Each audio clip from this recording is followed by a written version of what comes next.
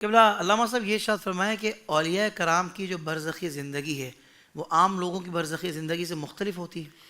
دیکھیے، جب ولی اور غیر ولی ایک نہیں ہے تو ان کی اگلی زندگیاں ایک کیسے ہوں گی؟ مختلف ہوں گی. صحیح. لا یستوی اصحاب النار و اصحاب الجنہ. رب فرماتا جنت والے اور جو دوزخ والے ہیں وہ برابر نہیں ہیں. تو اولیاء کرام دیکھیں، ولی کا مقام اور درجہ اسٹیٹس اس کے مطابق ہے. ایک عام فرد ہے، اس کی قبر اس کو دباتی ہے، پسلیاں ٹوٹ پھوٹ کر ایک دوسرے میں پیوست ہو جاتی ہیں، یہ گناہ گار کے لیے ہے. اللہ. اور بندہ مومن کے لیے کیا فرمایا کہ اس کی جو قبر ہے وہ جنت کے باغوں میں سے باغ بن جاتی ہے. کثیر محدثین نے اس عنوان کی احادیث کو نقل کیا کہ بندہ مومن جب قبر میں جاتا ہے تو اس کو رب تعالیٰ کی طرف سے پہلا تحفہ دی. یہاں بندہ مومن سے آپ نے جو لفظ بولا اولیاء، جی، تو یہ مومن کامل لوگوں کی بات ہو رہی ہے.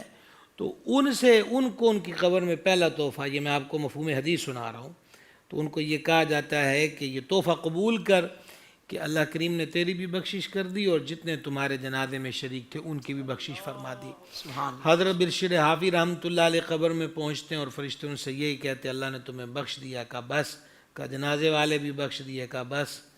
تو کہا کہ پھر یہ حکم ہے کہ جو تمہارے مرید ہیں سلسلے میں داخل ان کو بھی بخش دیا. تو کہا کہ بس.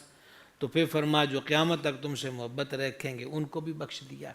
تو لہٰذا عام بندے اور جو اولیاء صالحین ہیں تو شان مقام مرتبہ جب ایک جیسا نہیں ہے تو قبر کی کیفیات اور ماحول اور وہ معاملات بھی ان کے ایک جیسے نہیں ہوتے.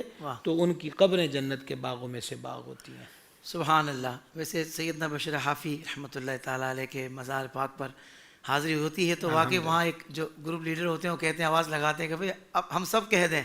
واقعی محبت دل میں یقین ہوتی ہے اولیاء کاملین کی. یہ کہہ دیں کہ ہم آپ سے محبت کرتے ہیں. سبحان اللہ. تو یہ جو فضیلت آپ نے بتائی.